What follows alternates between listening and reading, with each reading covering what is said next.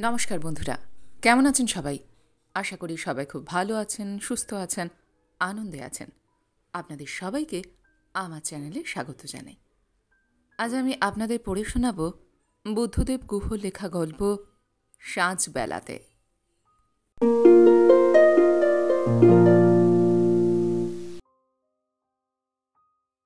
নাড়ুবাবু Indian revenue সার্ভিসে ছিলেন।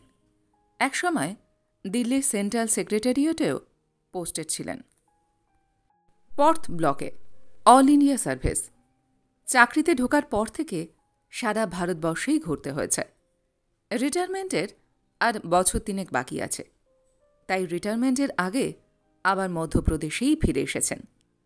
এখানকারই লোক তিনি। কেন্দ্রীয় সরকারের চাকরি যারা করেন তাদের মধ্যে বেশিরভাগ মানুষই অবসর নেবার আগে নিজ নিজ রাজ্যেই ফিরে আসেন, যাতে সব কিছু গুছিয়ে নিয়ে বসতে পারেন সারা জীবনের মতো। নাড়ুবাবুর কিন্তু কর্ণাটক জায়গাটিও খুব পছন্দ হয়েছিল, বিশেষ করে ব্যাঙ্গালোর। মাইসোরও রিটায়ার করে থাকার পক্ষে চমৎকার জায়গা। সস্তাতে একটি বাড়িও পেয়েছিলেন ব্যাঙ্গালোর থেকে, হুইটফিল্ডে যাবার পথে।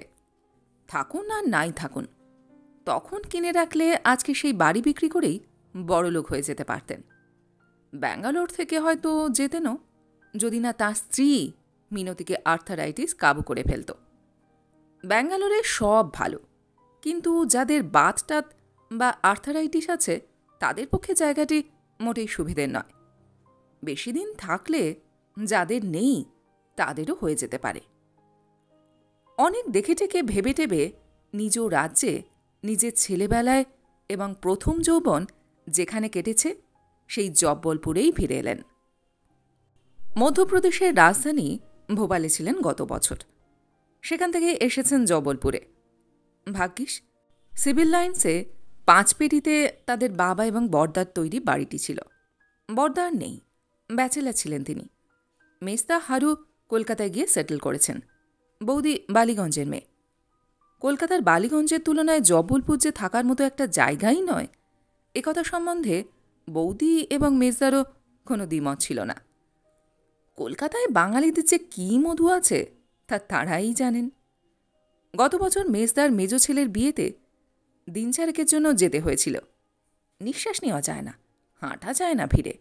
স্কুল, কলেজ, হাসপাতাল, যানবাহনের অবস্থা থেকে বাঙালি হয়েও কলকাতা সম্বন্ধে সব মোহই উবে গেছে তার। পালিয়ে আসতে পেরে বেঁচেছেন। লোডশেডিং, ম্যালেরিয়া, পাড়ায় পাড়ায় গুন্ডা মস্তানদের অত্যাচার, এসব দেখে বাঙালি হিসাবে বড় লজ্জিত হয়েই ফিরে এসেছেন তিনি। জব্বলপুরে সিভিল লাইন্স বেশ অভিজাত পাড়া, নিরিবিলি, ছিমছাম। মিনতি যদি থাকত তবে রিটায়ার লাইফ খুবই সুখে কাটাতে পারতেন নাড়ুবাবু। মিনতিরও পছন্দ ছিল খুব জব্বলপুর জায়গাটা, কিন্তু মানুষ যা ভাবে তা কমই সত্যি করে তোলা যায় এক জীবনে। মিনু হঠাৎই চলে গেছে যখন দিল্লিতে থাকতেন ওরা। গলায় ক্যান্সার হয়েছিল, অনেক দেরিতে ধরা পড়েছিল। কিছুই করা গেল না। জর্দার নেশা ছিল খুব, ঘন ঘন পান খেত জর্দা দিয়ে। সময় সব কিছু ভুলিয়ে দেয়। সময় বড় বেইমান, অকৃতজ্ঞ। আজকাল দিনান্তে মিনুকে মনে করার সময় একবারও হয় না। শুধু শুতে যখন যান তখন তার খাটের সামনে দেয়ালে রাখা ছবিটার দিকে চোখ পড়লে অনেক কথা মনে পড়ে। তবু রোজই কি আর চোখ পড়ে? চোখও তো বেইমান বড়। 5 পেটিতে তাদের বাড়ির পাশের বাড়িই ছিল রায় সাহেবদের। রায় সাহেবের বড় ছেলে নির্মলদা ছিলেন মেজদার ক্লাস ফ্রেন্ড। মস্ত বাংলো টাইপের বাড়ি, সামনে ছোট্ট লন আর পেছনে বাগান। তখন বাগান ছিল, মানে নাড়ুবাবুর ছেলেবেলায়। গাছগুলো সব এখন এত বড় হয়ে গেছে যে দূর থেকে জঙ্গল বলে মনে হয়। রায় সাহেবের বড় ছেলে নির্মলদার স্ত্রীর ছোট বোন নিরুপমা। যখন 3rd ইয়ারে পড়েন নাড়ুবাবু, নিরুপমা সবে স্কুল ফাইনাল পরীক্ষা দিয়ে দিদি জামাইবাবুর কাছে বেড়াতে এসেছে। দুটি বাড়ির পেছনেই মস্ত বাগান, এখন আরও ঘন হয়েছে। গাছগুলো সব মহিরুহ হয়ে উঠেছে। বাগানে তখন পেয়ারাই ছিল বেশি, এখন দেখছেন আম। অন্য গাছও অনেক ছিল। সারা দুপুর টিয়া, ঘুঘু আর বুলবুলিদের ডাকের মধ্যে একজোড়া বুলবুলির মতোই ঘুরে বেড়াতেন নাড়ুবাবু আর নীরু সেই বাগানে। কত কী নিয়ে আলোচনা করতেন, গান, সাহিত্য, ছবি। মাত্র ১.৫ বছর ছিল নীরু। ১৫০ বছরই মনে হতো ও কলকাতায় ফিরে যাবার পর। ভালোবাসা কাকে বলে জানতেন না তখন, দুজনের কেউই নন। যদিও ভালো লাগা কাকে বলে তা জানতেন। নীরু চলে যাবার পর অনেক দিন পর্যন্ত চিঠি ও লেখালেখি ছিল দুজনের মধ্যে। নাড়ুবাবুর মনে হয় তখনকার দিনে ছেলেমেয়েরা এত পাকা ছিল না।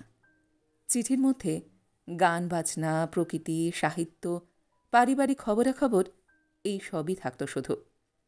প্রেম মানে যে প্রেমের কথা নয়, ভালোবাসার গদগদের ডায়লগ নয়।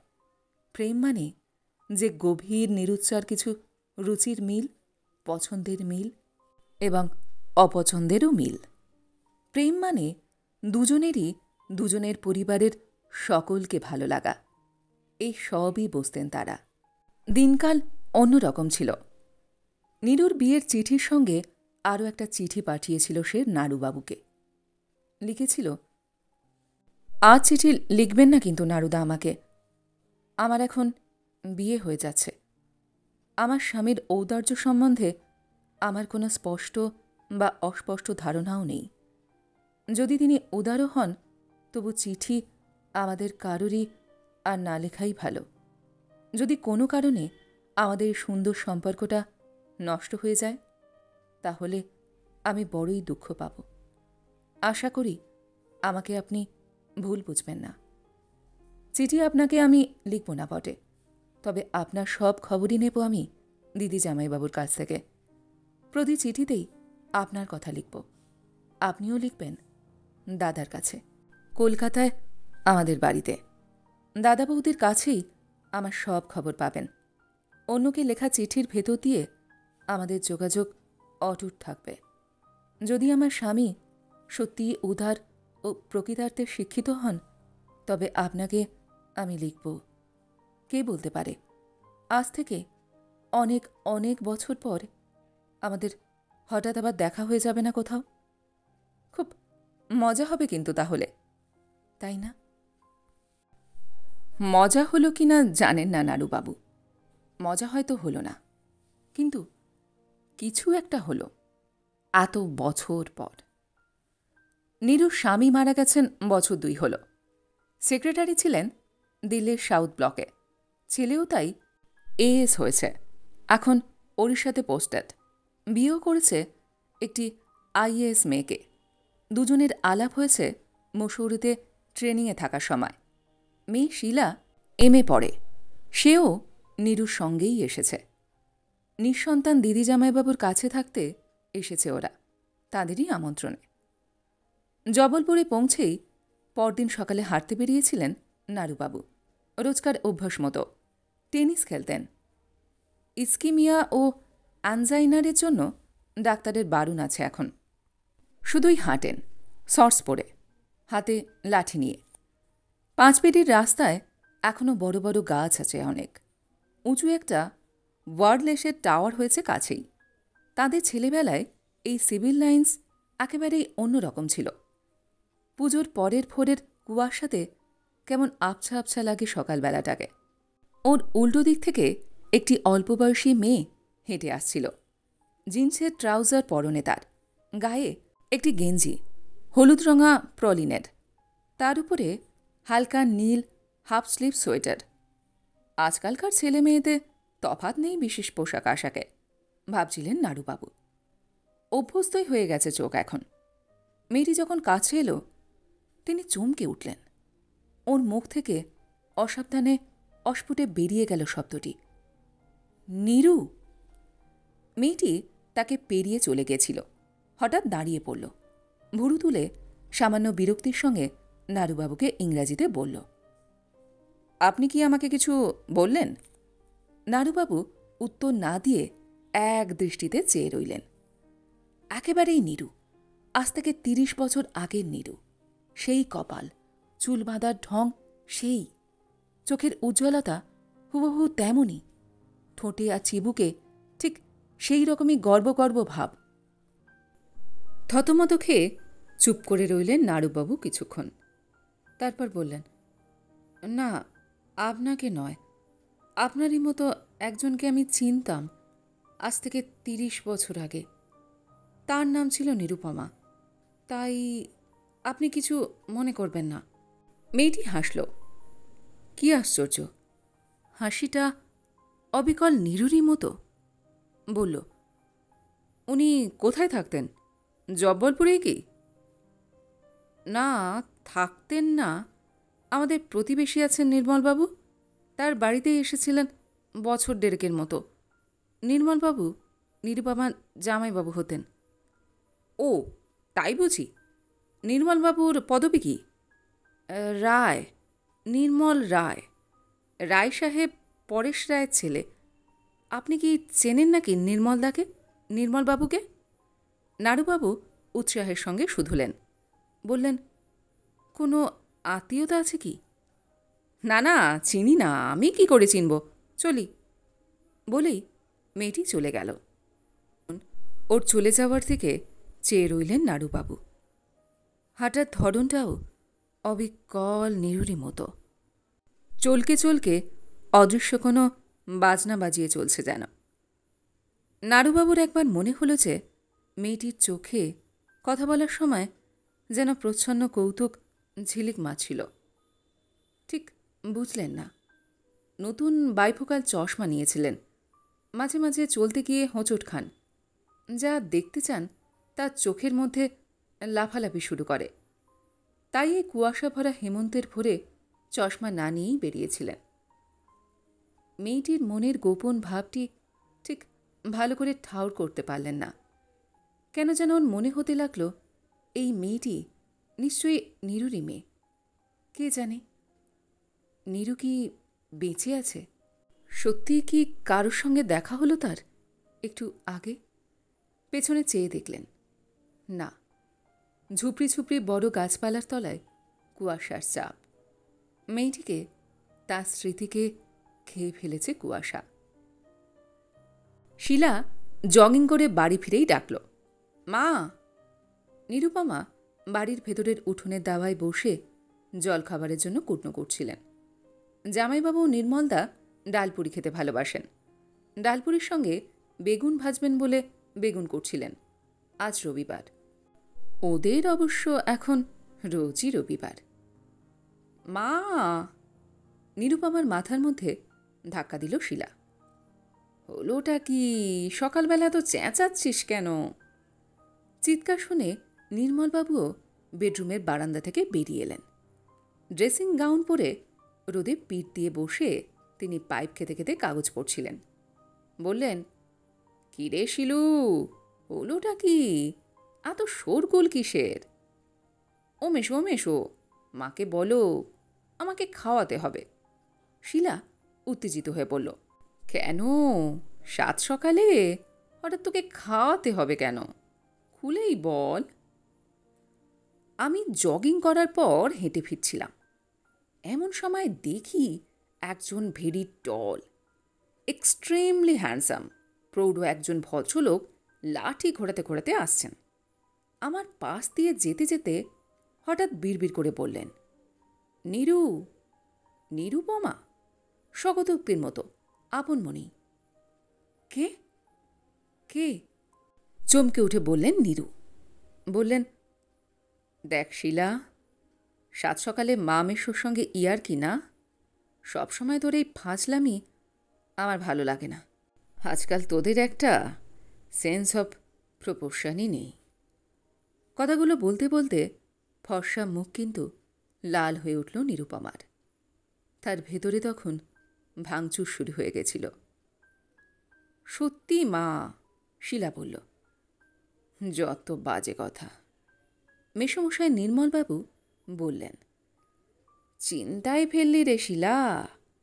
5 পেরির রাস্তাতে কে তোকে দেখে নীরু বলে ভুল করবে? কোনো পাজি বুড়ো টুড়ো তোর সঙ্গে আলাপ করার চেষ্টায় এমন করছে না তো তার বিয়ের যোগ্য ছেলেও থাকতে পারে। না না, অমন রেসপেক্টেবল চেহারার লোক কখনো পাজি হতেই পারে না। কি জানি, জব্বলপুরে তো তোর মা স্কুল ফাইনাল পাশ করে এসে 1.5 বছরই মোটে ছিল। তারপর শালির দিকে ফিরে বললেন, তুমি কি কিছু অনুমান করতে পারছো নীরু? আমি? না, আমি কি করে? ডাহা মিথ্যে কথা বললেন নিরুপমা। বাথরুম থেকে মাসি বেরোতেই শিলা বলল, ও মাসি, শিগগিরই এসো, মিষ্টিমুখ করতে হবে। কিসের মিষ্টি? আমাকে দেখে এক এক্সট্রিমলি হ্যান্ডসাম টল এল্ডারলি ভদ্রলোক নিরু নিরু করে রাস্তায় প্রায় অজ্ঞান হয়ে পড়ে যাচ্ছিলেন।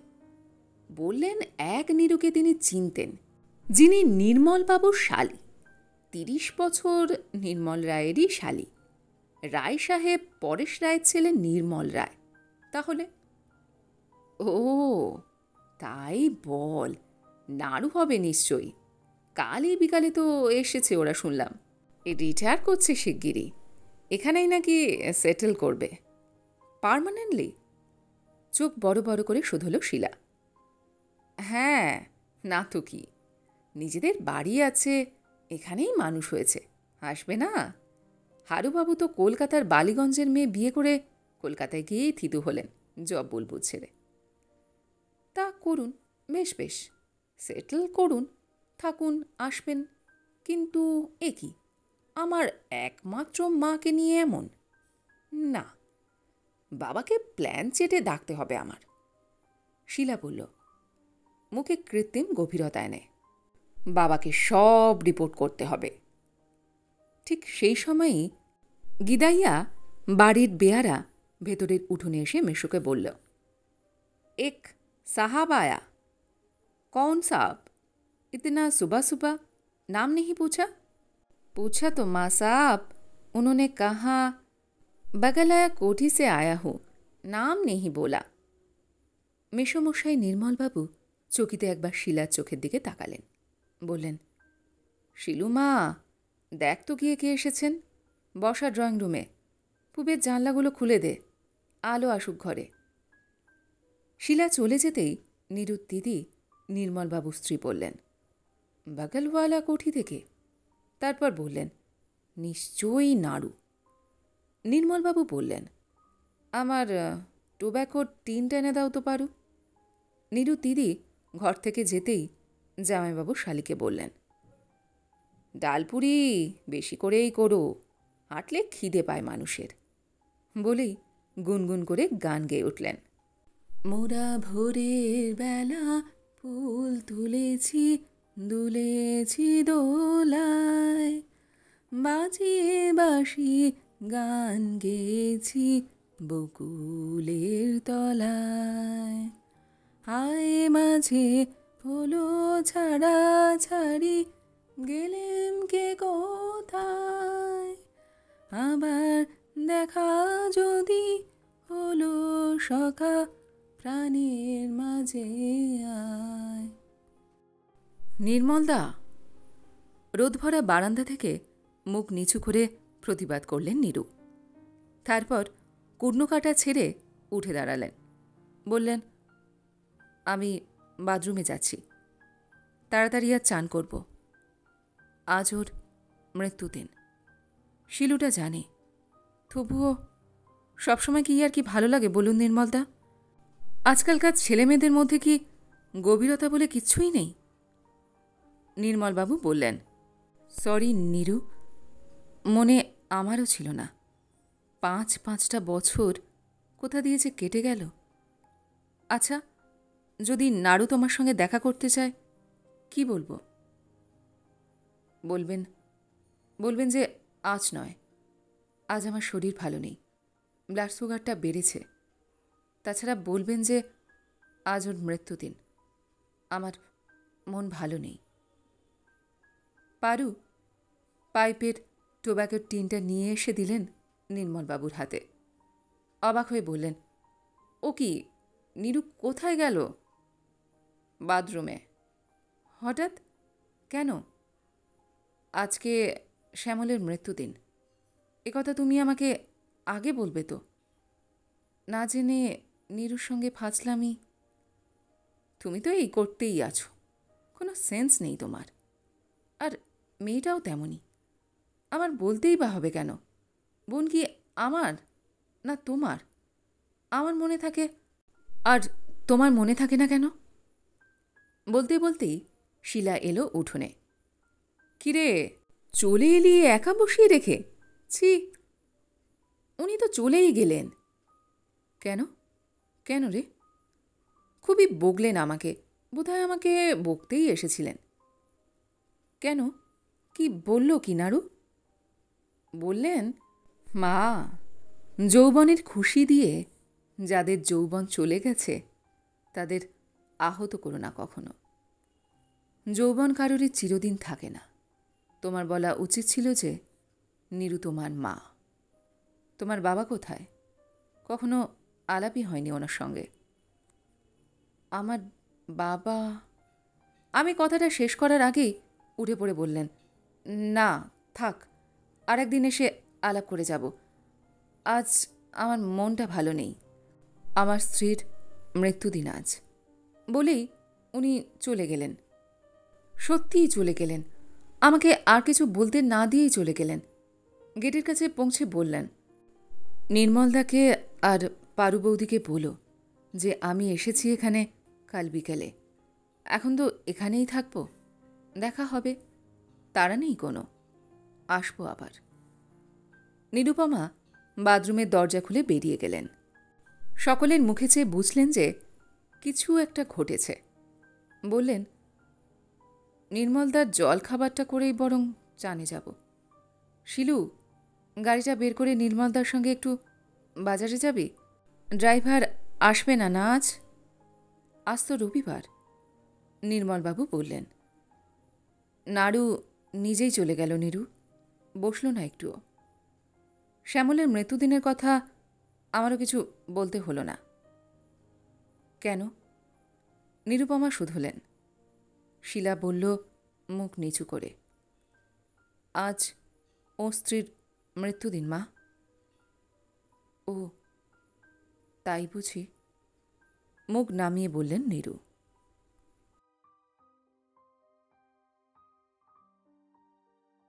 গল্পটি এইখানে সমাপ্ত হল। আপনারা এতক্ষণ শুনছিলেন বুদ্ধদেব গুহ লেখা গল্প সাঁঝবেলাতে।